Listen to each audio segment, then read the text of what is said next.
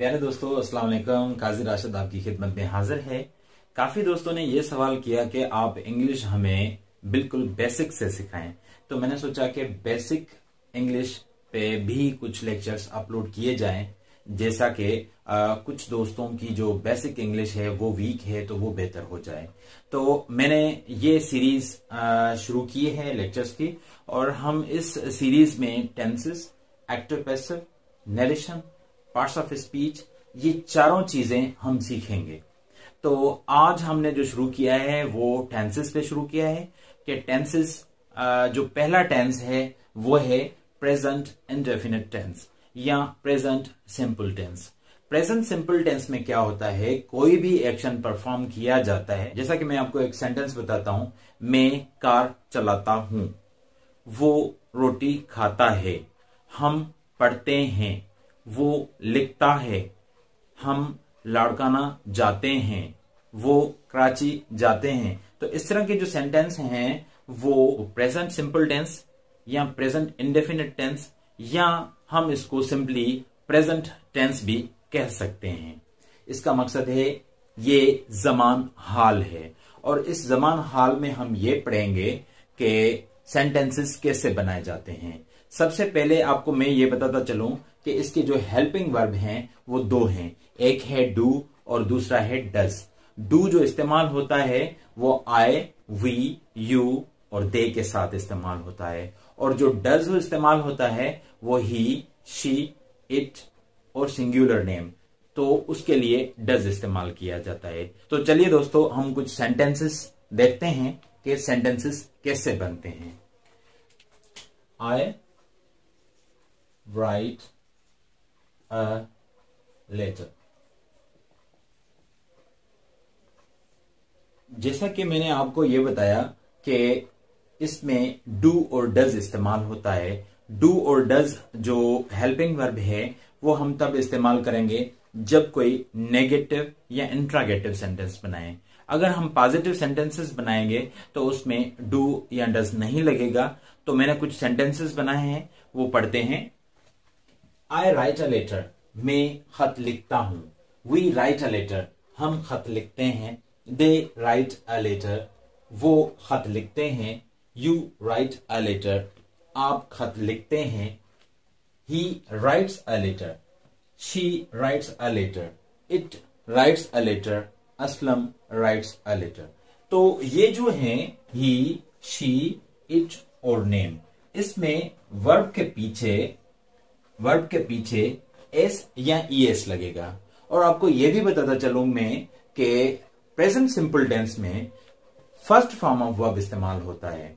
तो first form of verb right का right ही है, और सेकंड फॉर्म इसका होगा रोट, और थर्ड फॉर्म होगा रिटन। तो ये कुछ सेंटेंसेस हैं जो मैंने लिखे हैं, ये एक कॉन्जुगेशन है। तो ये पॉजिटिव सेंटेंसेस है, और जो नेगेटिव सेंटेंसेस होंगे इसके वो ये होंगे, I do not write a letter, you do not write a letter, we do not write a letter, they do not write a letter, he does not write a letter, she does not write a letter, it does not write a letter, and Aslam does not write a letter। तो it का जो इस्तेमाल है तो वो तो right a letter नहीं करेंगे, लेकिन कंसेप्चुअली हमें यह समझना है कि इट के साथ डज इस्तेमाल होता है। वैसे इस सेंटेंस की प्रैक्टिकल कोई इंपॉर्टेंस नहीं है, लेकिन हमें समझना है कि इट के साथ कौन सा वर्ब लगेगा और किस तरह से इस्तेमाल किया जा सकता है। तो अब हम इंट्रागेटिव सेंटेंसेस बनाएंगे। इंट्रागेटिव सेंटेंसेस में क्या होगा कि हम लिखेंगे do I write a letter.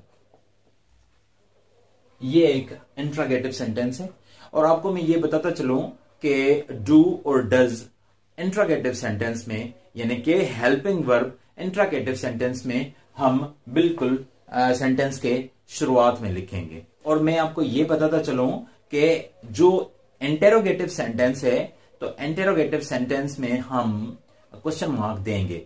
अगर क्वेश्चन मार्क नहीं देते तो वो सेंटेंस गलत कहलाएगा। तो इसीलिए आपको बहुत ध्यान से लिखना है और क्वेश्चन मार्क को नहीं भूलना। तो इस तरह से इसका जो कॉन्जुगेशन बनेगा, do I write a letter, do we write a letter, do they write a letter, do you write a letter, does he write a letter, does she write a letter, does it write a letter, does boy write a letter, या does Aslam write a letter. तो ये एक conjugation है interrogative. हमने जो discuss किया अभी वो प्रेजेंट सिंपल टेंस था। तो अब हम चलते हैं पास्ट सिंपल टेंस की तरफ कि पास्ट सिंपल टेंस किस तरह से बनेगा।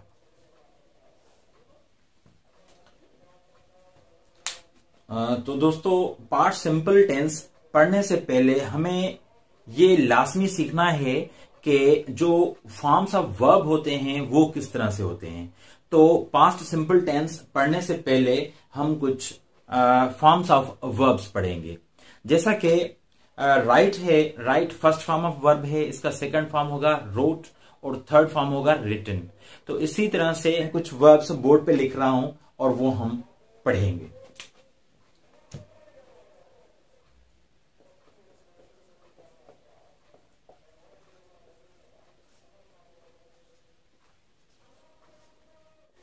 तो दोस्तों, ये कुछ फॉर्म्स ऑफ वर्ब हैं। अगर हम ये अच्छी तरह से नहीं पढ़ेंगे तो हम पास्ट सिंपल टेंस नहीं सीख पाएंगे। पास्ट सिंपल टेंस सीखने के लिए ये लाजमी है कि हमें फॉर्म्स ऑफ वर्ब आने चाहिए। तो मैंने कुछ फॉर्म्स ऑफ वर्ब्स मैंने लिखे हैं, वो आपके सामने पढ़ूंगा और बताऊंगा कि कौन से वर्ब का कौन सा फॉर्म होता है। जैसा कि राइट, राइट का ये फर्स्ट फॉर्म राइट है और सेकंड फॉर्म ऑफ वर्ब होगा रोट और थर्ड फॉर्म होगा रिटन। उसके बाद कम, सेकंड वर्ब होगा इसका कैम और थर्ड वर्ब होगा come. Go, first form of verb, went, second form of verb, gone, third form of verb. Stand, first form of verb, stood, second form of verb, stood, third form of verb. Play, first form of verb, played, second form of verb, played. Talk, first form of verb, talked, second form of verb, and talked. तो ये first, second और third form of verb हैं। जो first form of verb था वो हमने present simple tense में इस्तेमाल किया और इसका और भी बहुत इस्तेमाल है फर्स्ट फॉर्म ऑफ वर्ब का। जैसा कि मॉडल ऑक्सिलरी वर्ब्स होते हैं should, would, could, may, might. तो मॉडल ऑक्सिलरी वर्ब्स होते हैं, उनमें भी हम फर्स्ट फॉर्म ऑफ वर्ब इस्तेमाल करते हैं।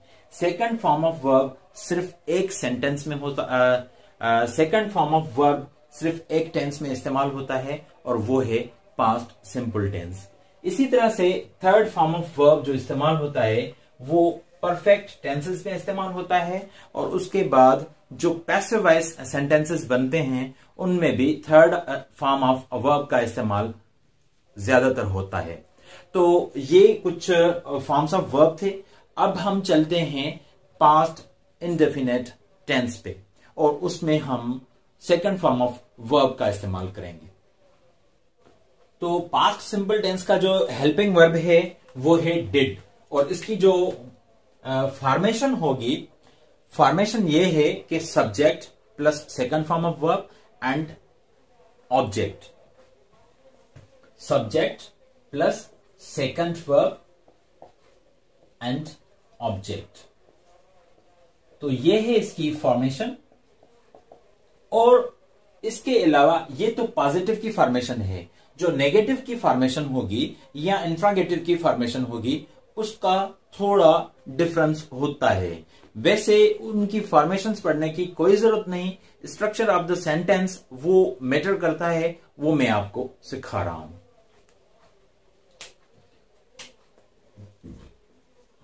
तो दोस्तों, ये पास्ट सिंपल टेंस है। पास्ट सिंपल टेंस के कुछ मैंने सेंटेंसेस लिखे हैं और ये कॉन्जुगेशंस हैं। एक कॉन्जुगेशन है पॉजिटिव और दूसरा जो कॉन्जुगेशन है वो है नेगेटिव।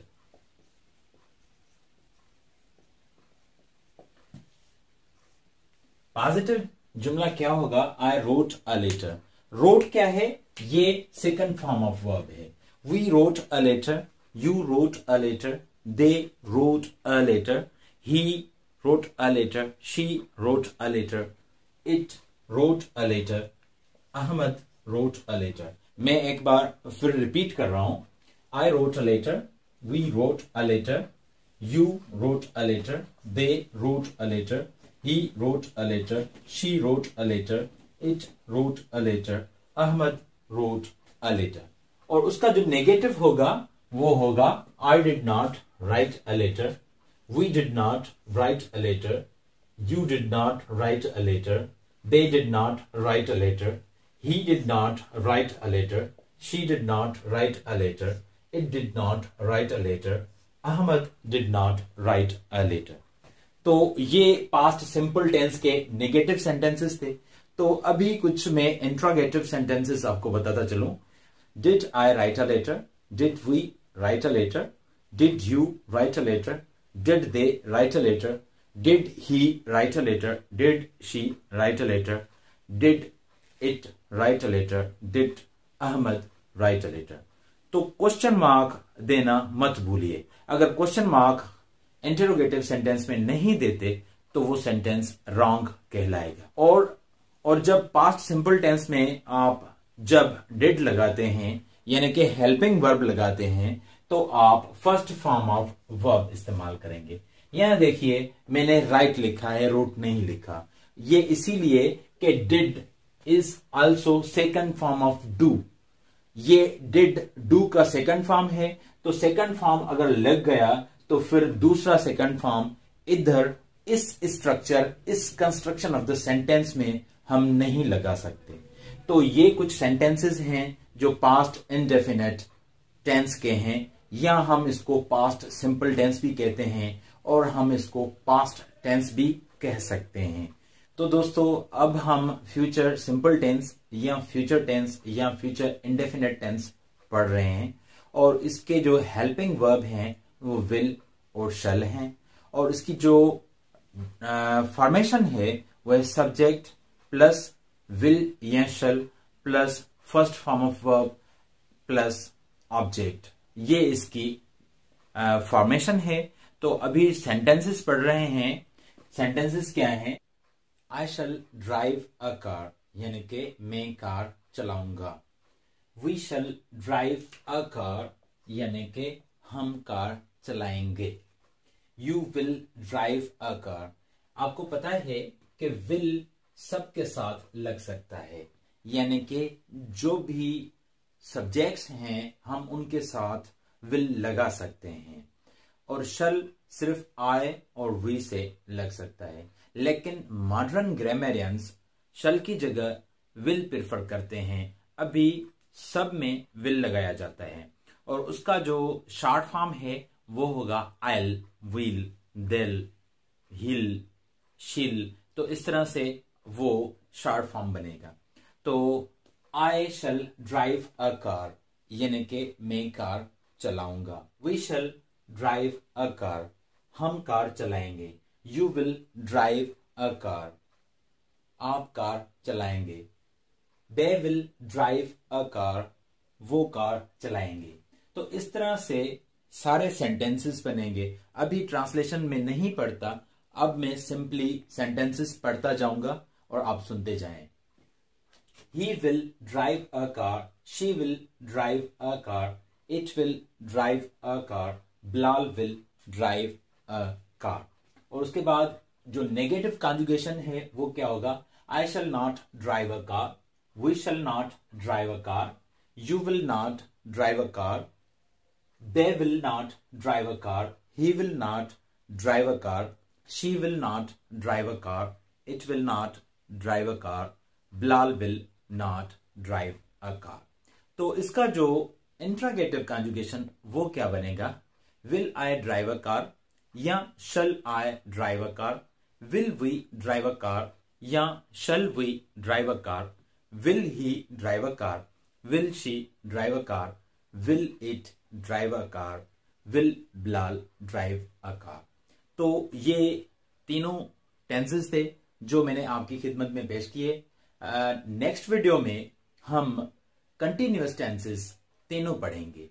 तो आज के लिए बस इतना ही. मिलते हैं नेक्स्ट वीडियो में. तब तक के लिए दीजिए इजाजत.